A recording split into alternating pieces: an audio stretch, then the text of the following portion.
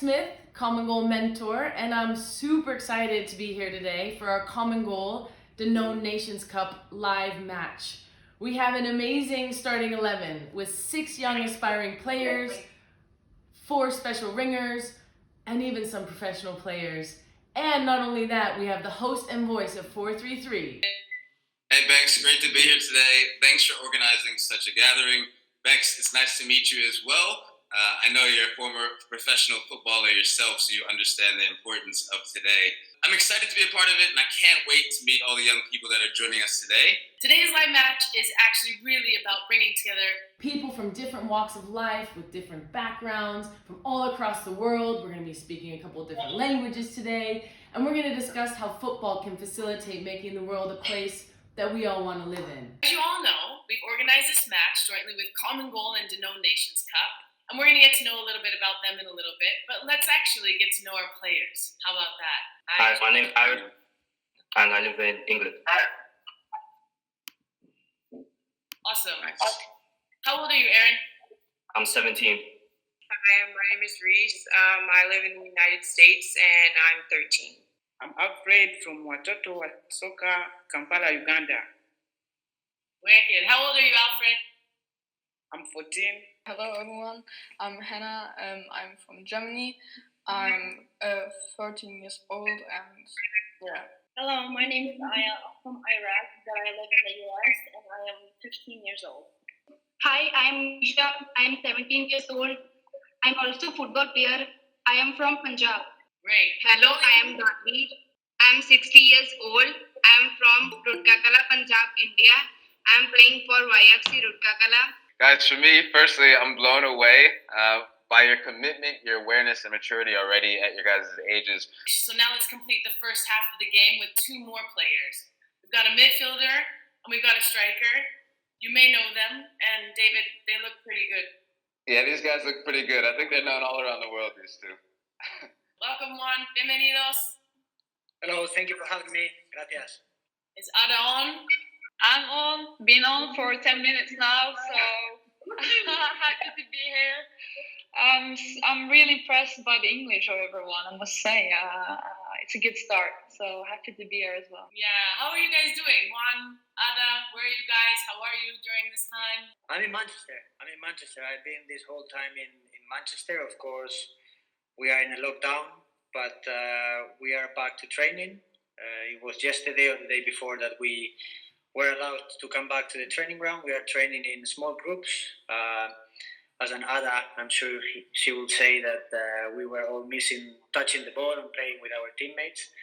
So now we are able to do that. Still early steps, but thankfully everything has been fine for me, my friends, and my family. I'm just looking forward to go through this situation, not only, of course, myself, but everyone. Hopefully we can be back to normality or the new normality soon. Ada, how are you doing?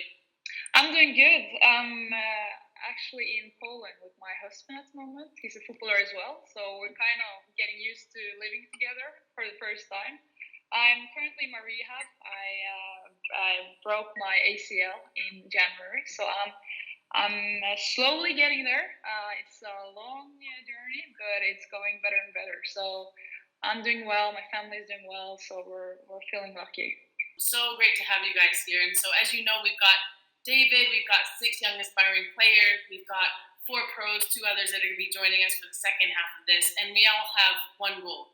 We want to discuss creative solutions to make the world a better place through football. So, you guys up for the challenge?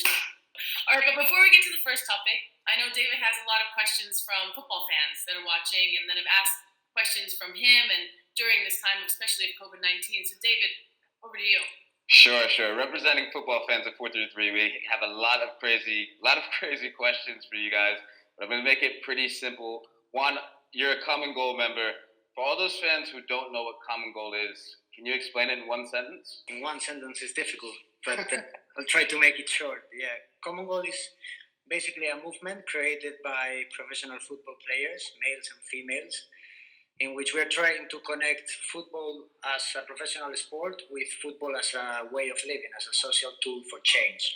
And we're trying to do it in an efficient, sustainable, and long-lasting way. And Ada, you're a Danone Nations Cup ambassador. Can you tell us a bit more about this? Dana Nations Cup is basically the world's biggest under 12 tournament. And what I like about it is that it can give you like this mini World Cup feeling that I wish I could have when I was younger. A plus is also that it's a lot of cultural and society aspects with the tournament, which is very important to me. And their goal now is to have as many girls teams as boys teams. So this is where my part of it gets in. So I'm very excited about this project.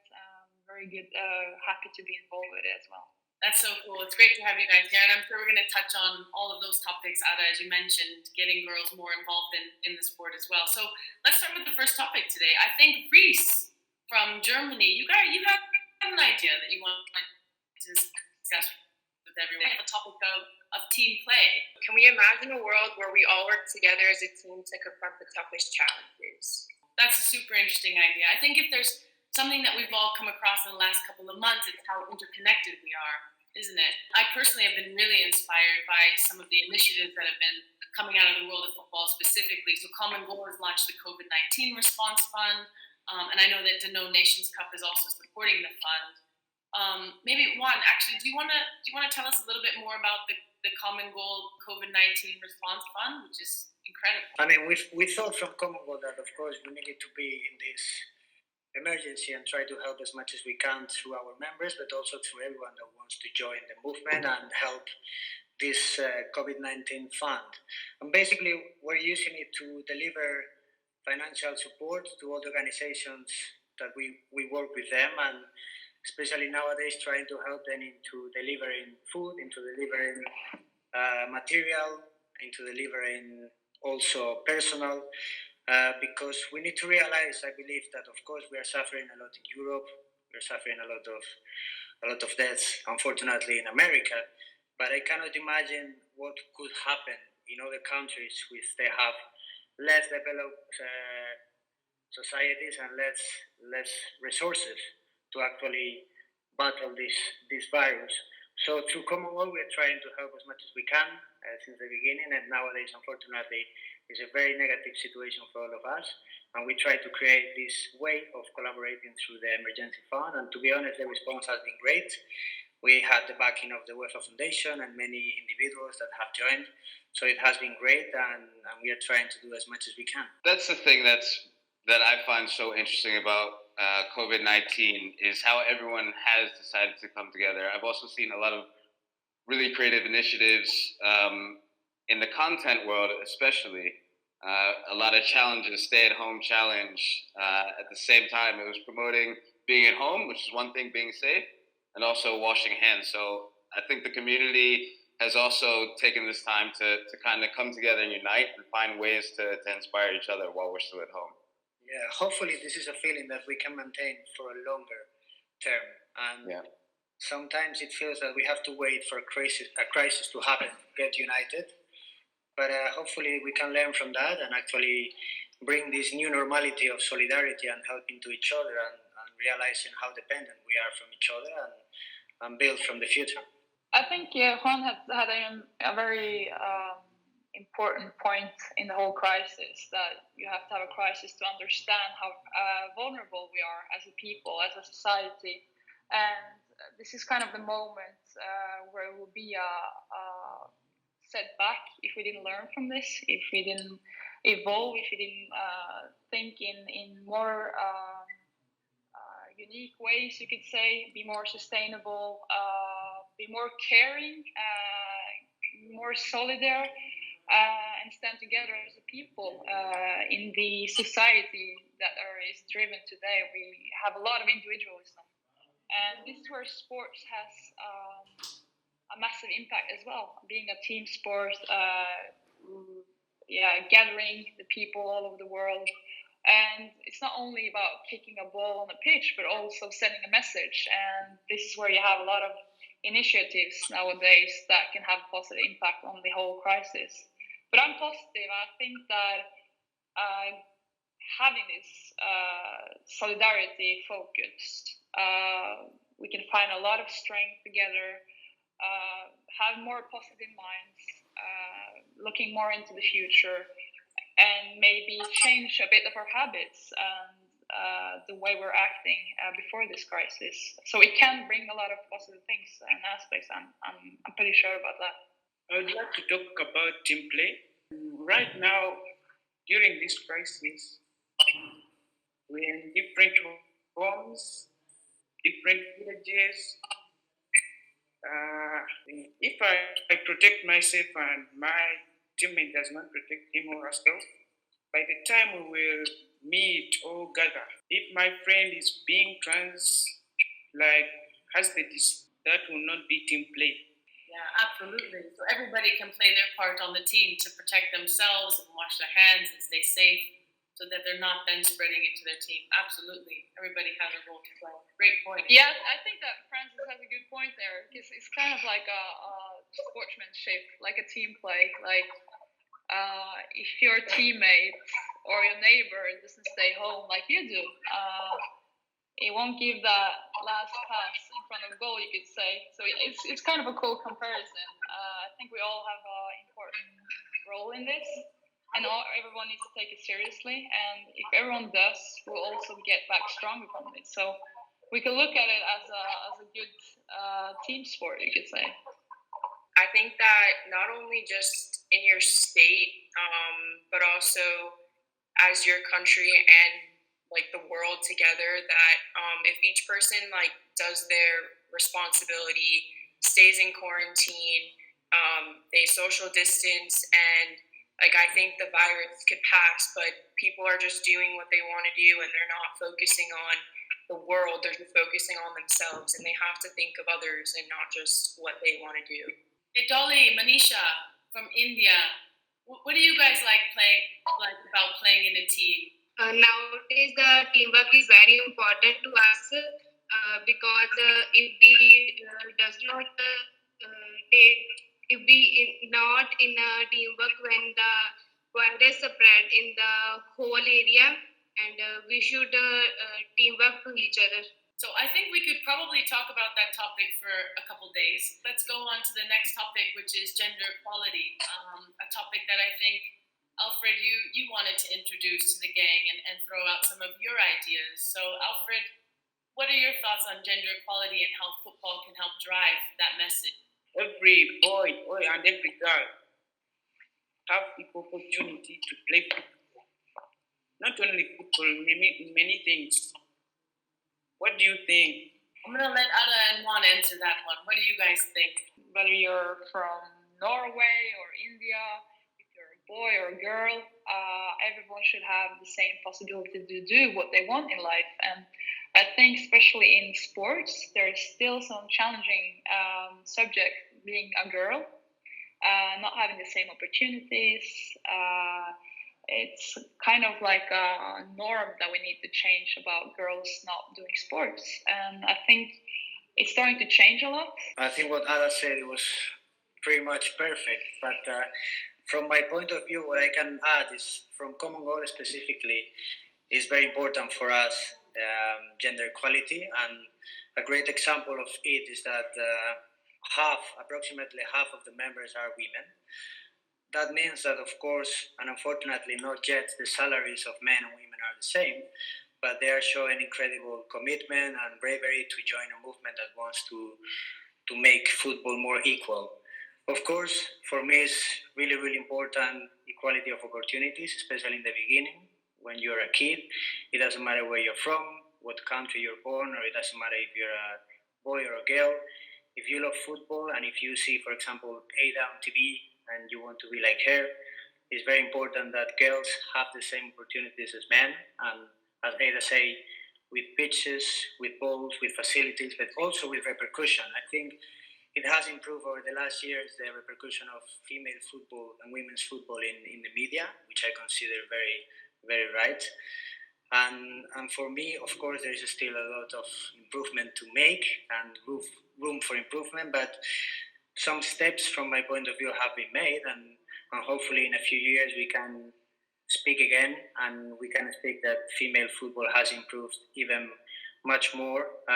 but of course, it has been great also to listen to all the kids saying their solutions to these kind of problems. It's been great to hear them, and it doesn't matter where they're from. We all have the same responsibility towards it, and yeah, hopefully we can keep improving. But from Common Goal, we are trying, as you can imagine, our best, and it's great to see, for example, the repercussion that Ada or Alex Morgan or Megan Rapinoe are having, and it's great to see that they are recognized for what they do on the pitch, but also off the pitch. Yeah, I think that's a great point, Juan, that some of these kids have some incredible ideas. So I would love to hear, what are some of the ideas that you guys have? So Reese or Hannah or Aya, some of you haven't actually spoken too much, or any questions you might have or solutions. Go on, now's your chance. So I think that everybody should have the same opportunities, because we couldn't choose if we are a boy or a girl, and if we perform equally, we should get the equally recognition. Well, from personal experience, it's been like very difficult growing up to be like a girl and also Muslim. And growing up, like women were not supposed to be out in the public for us. Like we were just supposed to stay at home, do chores and stuff like that. So when I came here and I had the opportunity to like change that for me, I felt very empowered. And it was like very difficult to adjust to because like also my mother didn't kind of support it a lot because like I was a girl and she told me that I was supposed to also like stay at home kind of. But I just felt really empowered playing like soccer. I felt like I had a voice for like once, and like it's just very like I feel really happy like to have my own voice to be heard and like people listening to me and seeing my ideas as like young teenage and also adult. That's incredible. That's really amazing. I love that. And Juan, you also mentioned media and their role in this. So David, do you agree that actually media has a role to play in terms of gender equality and showing women's role as much as men's, or with the same? I think as media, we're responsible. We're responsible for people's ideas and what they think. So I definitely think we have a responsibility to make the playing field equal and show as much attention to women's football as we do as men.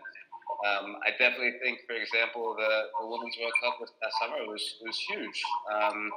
Or was that last summer? But it was huge, and that's the direction we need to go in. It looks like we have some other players warming up on the sidelines. So at this point, I think we're going to thank Ada and Juan very, very much for joining us. And you guys can take your subs now. And thank you again for joining us. Thank you from Common Goal, the Nations Cup, from everyone here for your opinions, which were incredibly valuable. And I'm sure we'll see you again soon. Thank you. Thank you very much for having us. It's been a pleasure. Take care. Take care, guys. Take care. Thank you. I think you might be able to introduce some of your new teammates. What do you reckon? Eniola is a professional football player.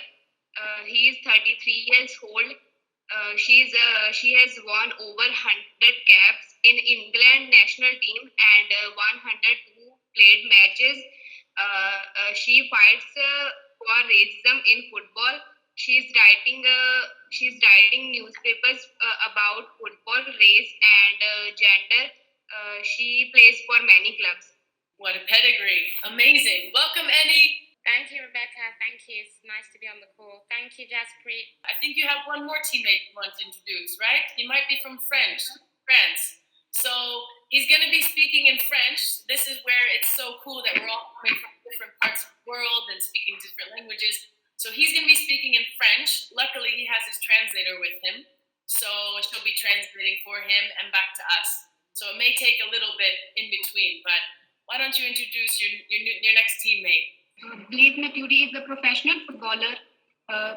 He's from France, but he plays for Italy. All right, so how are you guys doing? Blaise, Annie, how are you guys today? Where are you in the world? What's going on? Hello, everyone. I am happy to be part of this conversation with you. I will speak in French because my English is not very good. Alors, je suis très heureux d'être ici. C'est vrai que pour moi, de faire partie de cette belle équipe Danone, pour moi, c'est un réel plaisir. Donc, voilà. Donc, Very cool. Eni, how are you doing today? I'm really good. I'm in London. It's bank holiday weekend, so I mean, it's a bit of a tease because obviously we're still very restricted in London because of all the lockdown measures, but the weather is so amazing. So I've been in my garden today listening to nice music.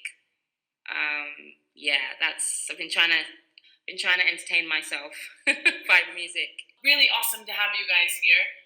What a lineup, guys, to be able to be playing with them. So the rules of the game are very clear. We're all here today to use football and ideas that we think that we have that can show how football can move society forward and can help the planet become a better place, really. So I think on the next topic, it's a really important one. It's about equal opportunities. And Hannah, who's all the way here from Germany, or all the way on our Zoom call today, is going to be introducing the idea on equal opportunities. So Hannah, I think you wanted to talk about this one, right? I think that we shouldn't have different opportunities depending on something we have no influence on. If people were born in different countries, have different skin colors, or on their gender, so we should all have the same opportunities to do something, and we should all have a chance to move forward. How do you think football can create equal opportunities for everybody? Non, je pense que le football c'est vraiment une opportunité pour nous tous parce que, comme on dit toujours, il faut toujours croire en ses chances. Et le football, ça doit être une passion, mais c'est aussi un amusement. Et je pense que pour tous ces enfants, le conseil qu'on peut leur donner, c'est d'y croire, de croire en ses rêves. Parce que quand on croit en ses rêves, on est capable d'y arriver. Voilà, nous, en tant que professionnels d'aujourd'hui, on a eu des rêves aussi hier et nos rêves sont devenus réalité, bien sûr par la patience, mais par le travail, mais aussi parce qu'on y a cru. Donc, ce que je peux leur dire, c'est que voilà, c'est ouvert à tout le monde et il faut y croire. Annie, what have you learned on the pitch that you can also apply off the pitch in terms of equal opportunities and how football can really drive that conversation forward? Well, I think football firstly is a tool, as a sport that breaks down all sorts of social barriers. So you see people from different religions, different races, different social backgrounds on the field playing together. So that representation straight away means that other people who do not have those opportunities are able to see it as possible. You've got to be able to see it as possible first before you even think about changing anything. I think for women, for girls, it's very important as well for them to see that girls are playing all around the world. Like the girl said earlier, even if parents sometimes are the barrier, girls have to be brave enough to say, no, this is what I really want to do, and really fight for that equal opportunity to play. I actually think one of the practical things that as a sport we need to do is really engage with parents about equal opportunity, because ultimately sometimes parents are still subject to a lot of the social restrictions that mean that girls can't do this or girls can't do that. But actually, if we're able to speak to parents and say, your child is so talented, it would be a shame if they don't have the opportunity to play. That's when you start to see, the culture in families and the culture in parents change, which then affects their children more positively, their girls more positively in the case of girls football. So I'm really keen on that. I think equal opportunity, first you have to see it, whether that's, women's or men's football, but also you've got to be able to have difficult conversations with the people that actually create those boundaries. And sometimes they are parents. Yeah, so I feel a while ago, I feel like, should I go first? Yeah, you're good. Everyone else. Okay, so yeah, I feel like in terms of equal opportunity, I think that's something I think is very major, because you see a lot that girls mainly don't get the same opportunities So like a club I work with in my local community, we have about 50 teams, and like majority of them are boys teams, but they are trying to do things where they're trying to get more girls involved. They're trying to get more girls teams involved, so that it keeps people wanting to improve how things are at the moment. And like at a lot of our sessions, we start to see more girls come into the sessions with the boys, and we also put on more like sessions that are just for girls, so we can try and get more girls to come into the club. So I feel like in terms of like how it works in my community, they're trying to increase the amount that girls are actually playing to the point and same boys. And then also in terms of like different things, barriers like different religions and cultures and stuff like that. Like you see a lot of times where people are told that they can't play because they're Muslim or things like that, and you just feel like, well, if they have the talent to do it, they have the passion to do it. It shouldn't matter really about what religion they are. It shouldn't matter about their culture. It should be just about giving everyone the chance to play as you would give someone else you know.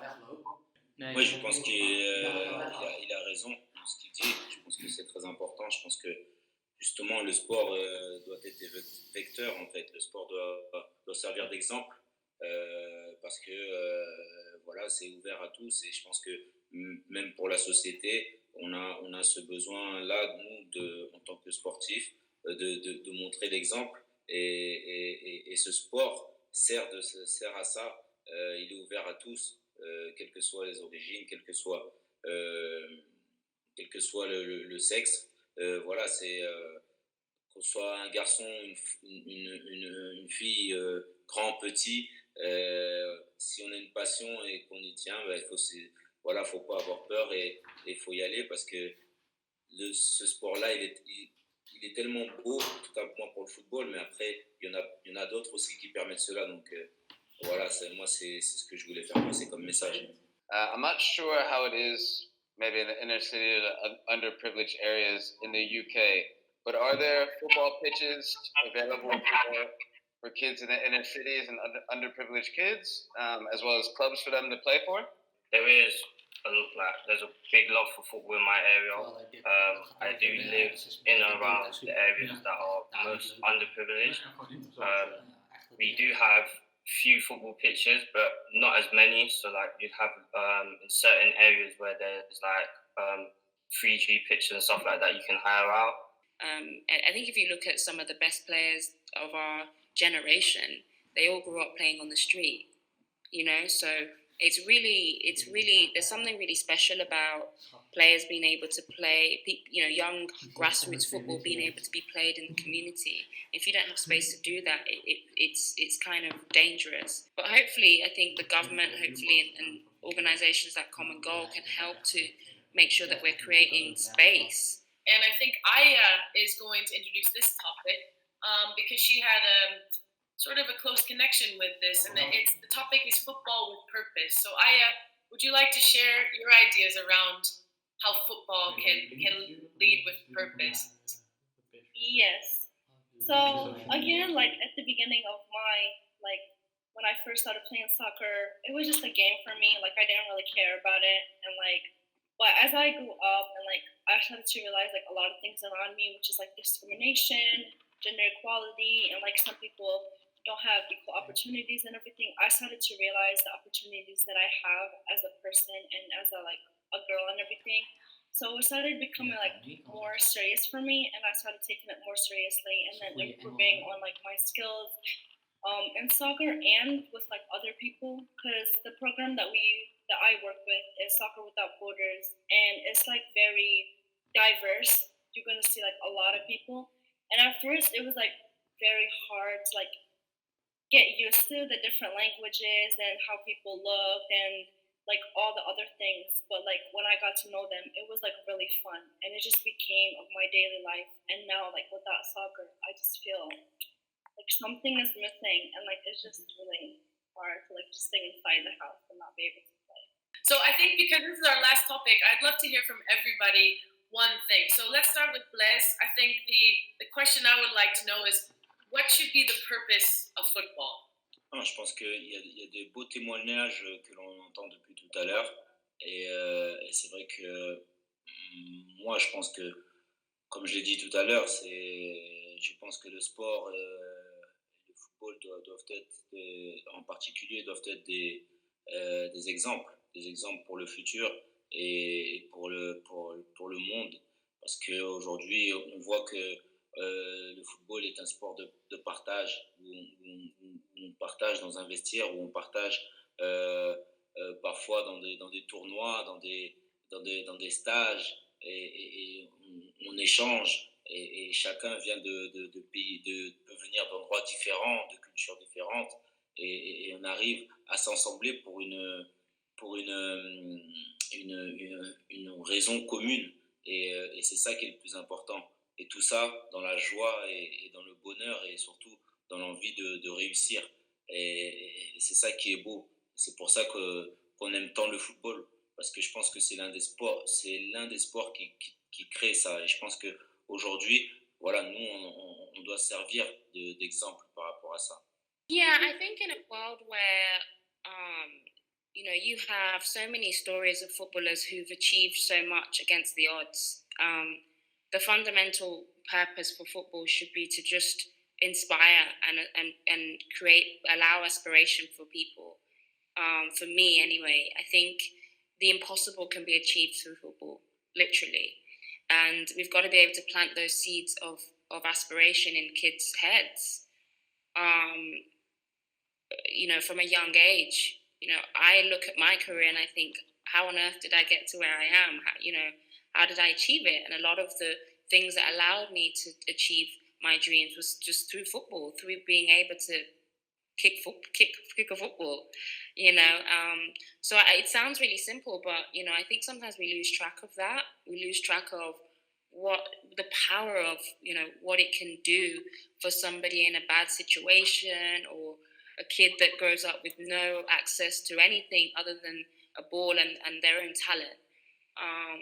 I think with regards to women, I think that soft skills that come with playing in a team, the confidence that comes with playing in a team, the self-esteem, all of those things I've seen have a direct impact on teenage girls in particular. There's a real problem, I think, with teenage girls and just knowing who they are and being confident in who they are. And that really comes from being empowered through sport. The girl said it a minute ago. So I think the purpose, we need to really make sure that we're always keeping track of the power and the impact, the social impact of football, from all the way to the top to the bottom of grassroots football. I think the purpose of football is to bring people together and to work together and just find the similarities that we have and make use of our differences to stand out and to just stand out and make it work, even though with your differences you just find your way through. And how with the crisis that we have now with COVID-19, a lot of people are working together from different countries trying to get over it and everything. So I feel that's a great way that how we can relate, is we all come from different places and have different languages, but yet we still come together to play as a team, and we all have one goal. I think, again, another topic we could talk for a long time about. Eni and Blaise, really awesome to hear your opinions. It looks like the halftime whistle is about to be blown. So I'm going to actually thank all of our players now, our young future leaders, our current superstars, and future leaders in the game. David for representing all of our fans, and of course Common Goal and the Known Nations Cup for hosting this incredible live match. We hope you had a lot of fun, and I'm sure we're going to see you guys all real soon. Thanks a lot, guys. Thanks, Eni. Thanks, Blaise. Ciao, Blaise. Ciao. Au revoir. Ciao. Thank you.